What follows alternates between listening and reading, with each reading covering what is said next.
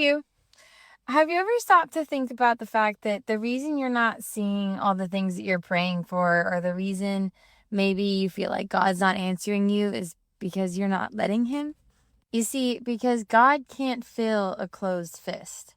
And so while you may say, like, oh, I don't doubt God, like, I don't doubt that He's going to do this for me, like, I know God can do da da da da, you doubt you. You doubt yourself. So instead of walking around or living with your arms wide open, or your hands open for that matter, you have such a closed and tight fist on what you thought your life was supposed to be like, on what you hope your life is going to be like, on that person in your past, on that job, on that idea in your head.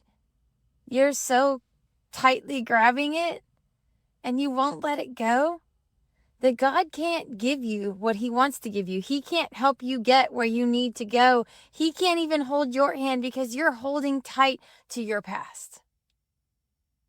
You're holding tight to your mistakes, to your failures, to that heartbreak, to that person.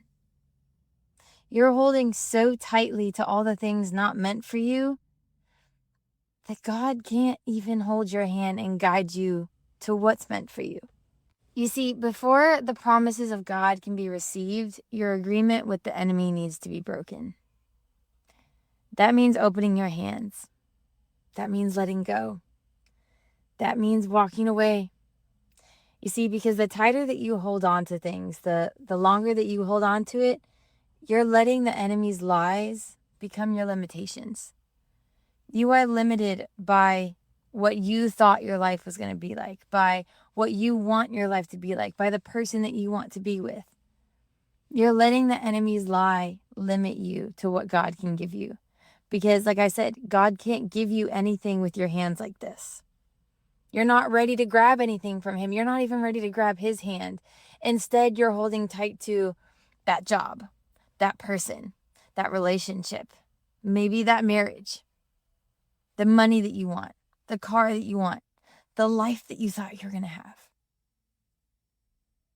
the tools in your hands that aren't from God that you picked up. You're holding so tightly. And you think that this is everything in your hand. This is everything. This is everything to me. But I need you to open up and realize that God is your everything. Jesus is your everything. And if it's not from Him, it's not worth holding on to.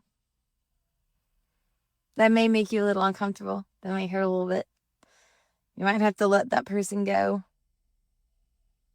Because instead of walking towards God, they're dragging you away from God. Because they're not part of your future. They were part of your past. Or we'll say it was part of your past. It's not meant to go forward with you anymore. And until you let it go, the longer it's going to take for you to go forward, the longer it's going to take for God to show you where you're meant to be. Because you're stuck on where you used to go, where you used to be, the person you used to be with, the lies that someone spoke over you. You're so stuck on them, you've let them become your identity. And that's not who you are. The world can't tell you who you are. Only God can. People will try. The devil will try. Because, you see, the devil can't take your promise. And because he can't take your promise, he tries to steal your thoughts so that you give up your promise, so that you give up your purpose. And if you find yourself stuck, lost, questioning everything, ask yourself or think about, what am I holding on to that I'm meant to let go of? What's keeping me from seeing more, from doing more?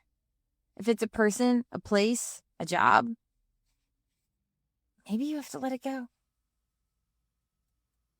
And I know that might be hard to swallow.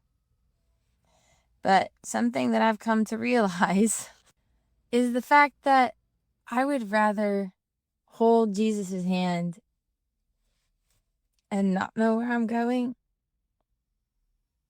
than be somewhere I'm not meant to be.